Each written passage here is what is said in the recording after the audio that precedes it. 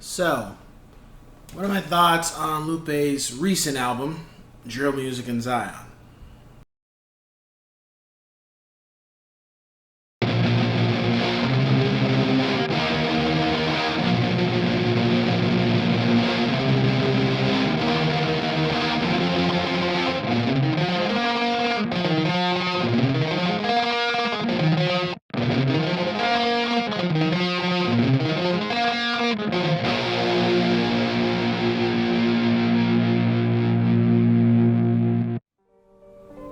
What's going on, ladies and gents in Cyberland? Coming back to you with another album review, and this time we're on to another album from Lupe Fiasco.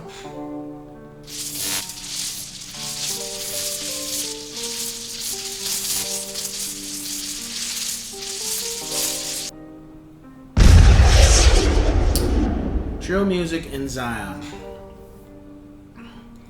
So when this album came out, it just kind of was like, I thought it was just going to be like an EP or something, like not a bunch of tracks. I was surprised because it just kind of dropped and that was it. It wasn't like a big promotion for it, at least compared to Droga's Waves. So eventually, with Lupe, I've always been like, not always right away when an album comes out, I'll eventually get to it because I know his albums, you kind of got to sit down and spend some time with it. It's kind of like reading a novel to some degree. He's not the type of person that is simplistic with his lyricism or what he's talking about. So, ended up listening to the album, and for the most part, I was kind of surprised. I thought the album was going to be kind of like a mixture of Droga's Waves, because that was a massive endeavor, and then maybe have a couple songs that might be kind of have like a groove to it. But with this album, it was more of a laid-back situation. Nothing too really aggressive. Nothing really that was, in your face kind of thing. And it's interesting because you think drill music in Zion is like, okay, well, drill, and you look at the picture, it looks like a drill to some extent, but drill in Zion, and the thing that comes to mind is the Matrix. The other time the thing of Zion that gets mentioned is actually in scripture, so at least what I've been studying. So it's kind of like, to me, the music kind of represents what's going on where you're at when a lot of stuff is going on around you, and that's not necessarily a good thing the way it's presented, and just kind of how you function through it. For the most part, the album comes off like the mindset of what happened in the last couple years with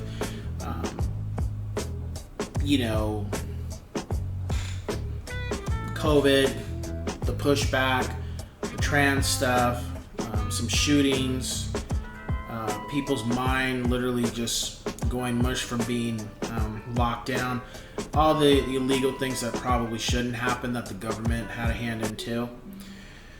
And this album is just like how I felt like Let the Bad Times Roll. It kind of was like an introspective look at those things to an extent. And for the most part, the album just came off like laid back. It wasn't too preachy. It was just making you think for the most part.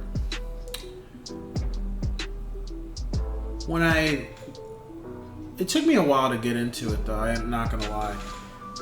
I wouldn't say it's a bad album. I'm gonna give it an 8 out of 10 yes sirs. I just feel like it's very concise.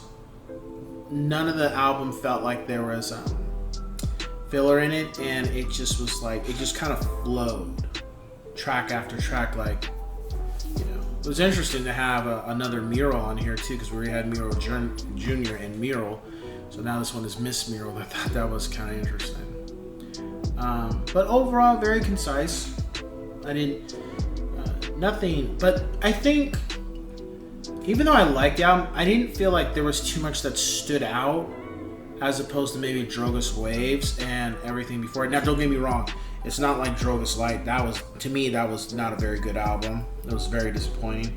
But this is not on those lines. It's just the album overall, it all felt like one big song to some degree and cut into pieces. And I don't know if that's good or bad. My top 5 tracks for the album was, and this took a while too because I almost wanted to put Precious Things as first, but over time, Seattle became my number 1, then Precious Things, Autoboto, Miss Mural, and Kiosk. I would say if you've never, well, not if you've never, I would just say if you liked the last album, I think you'll like this one. I just think don't expect something on that grand scale. Expect something a lot less, not as much to digest. I think that's the right way to put it. But again, it's nowhere like Drogas Light. So I would put it with the other albums he's done before, like Food and Liquor 1 and 2.